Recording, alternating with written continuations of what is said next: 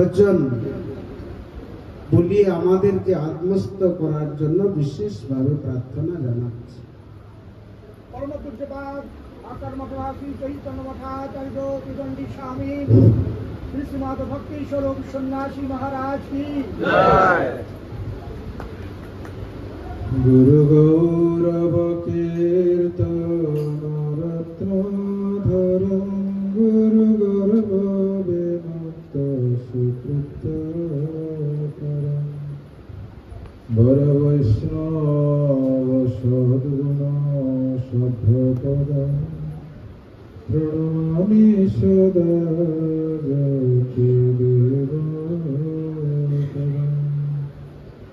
উপস্থিত সকলকে আমি আমার যথাযোগ্য দণ্ডবত প্রণাম জ্ঞাপন করছি। আমরা একটা সৎ ভাবনা সৎ চিন্তা নিয়ে আজকে এখানে সম্মিলিত হয়েছে। আয়োজক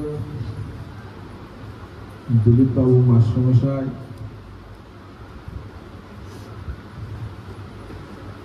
ভালোবাসার লোক না হলে ভালোবাসার লোককে ডাকা যায়।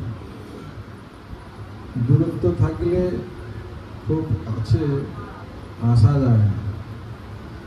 তা আশা করি আমাদের মধ্যে দূরত্ব নেই, তাই আজকে আমরা এখানে একত্রিত হয়েছি। বৈষ্ণব সেবা করলে কি হয়, বৈষ্ণব সম্মেলনের আয়োজন করলে কি হয়, সংসার বন্ধন ছিন্ন হয়। রঘুনাথ দাস গোস্বামী সংসার বন্ধন ছিন্ন করার জন্যই তিনি পানিহাটিতে এসেছিলেন। নিত্যানন্দ প্রভুর কৃপা হলো, বৈষ্ণব সেবার আয়োজন করলেন। কি না চিড়াদধি মহোৎসব।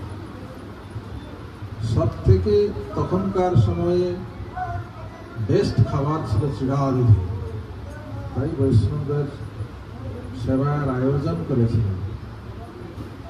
নিত্যানন্দ প্রভুর কৃপা হলো, বৈষ্ণবদের কৃপা হলো, সংসার বন্ধন ছিন্ন করে রঘুনাথ দাস গোস্বামী নীলাচল ধামে মহাপ্রভুর চরণে নিজেকে সমর্পণ করেছেন। আর একটা জিনিস আমরা দেখতে পাই, রূপ গোস্বামীপাদ রাধা কুণ্ডে তিনি লীলা স্মরণ করে দেখছেন কৃষ্ণ আর রাধা জল ক্রীড়া করছেন, ডুব দিচ্ছেন জলের মধ্যে। রাধা উঠার আগে আবার কৃষ্ণ ডুব দিয়ে আবার ডুব দিয়ে দিচ্ছে। এই লীলা স্মরণ করছেন আর মনে মনে হাসছেন। ওই সময় খঞ্জ বিপ্র এসে দেখছে যে আমি খঞ্জ বলি, তাই রূপ গোস্বামীপাদ আমাকে দেখে হাসছেন। এইরকম তার মনের মধ্যে চিন্তা হয়েছে। এইদিকে রূপ গোস্বামীপাদ বলছেন যে আমার তার ভজন হচ্ছে না মনের মধ্যে। তখন সনাতন গোস্বামী বড় ভাইকে জিজ্ঞাসা করলেন। সনাতন গোস্বামী বললেন, যদি কোনো বৈষ্ণবী চরণে অপরাধ হয়ে থাকে, আমি তো বুঝতে পারছি না, তাহলে বৈষ্ণব সেবার আয়োজন করো, দেখবে সকলকে নিমন্ত্রণ করো। যদি কেউ না আসে তখন বুঝবে যে তার চরণে অপরাধ। তাই বৈষ্ণব সেবার আয়োজন হলো।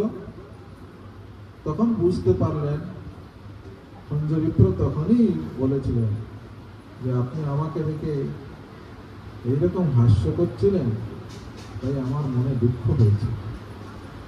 লীলাটাই স্মরণ করছে। তাহলে দেখা যাচ্ছে বৈষ্ণব সেবার আয়োজন অপরাধ খণ্ডন করার জন্য হয়। আর একদিকে রঘুনাথ দাস গোস্বামী সংসার ত্যাগ করে মহাপ্রভুর চরণে নিজেকে সমর্পণ করবেন দেখা গেল।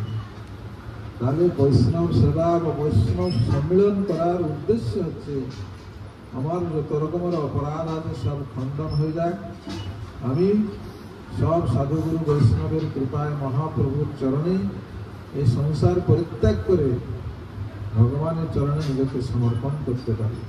এটাই হচ্ছে আমাদের সাধন ভজন করার উদ্দেশ্য, আমাদের অন্য কোনো উদ্দেশ্য নেই।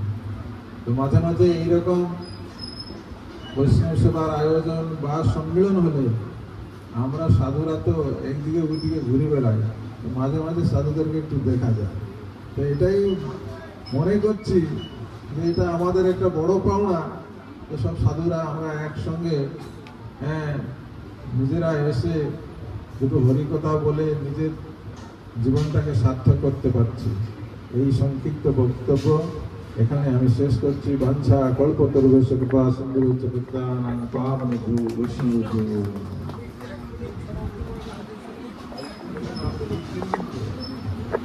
এই কথাটা প্রসেস চালু আছে।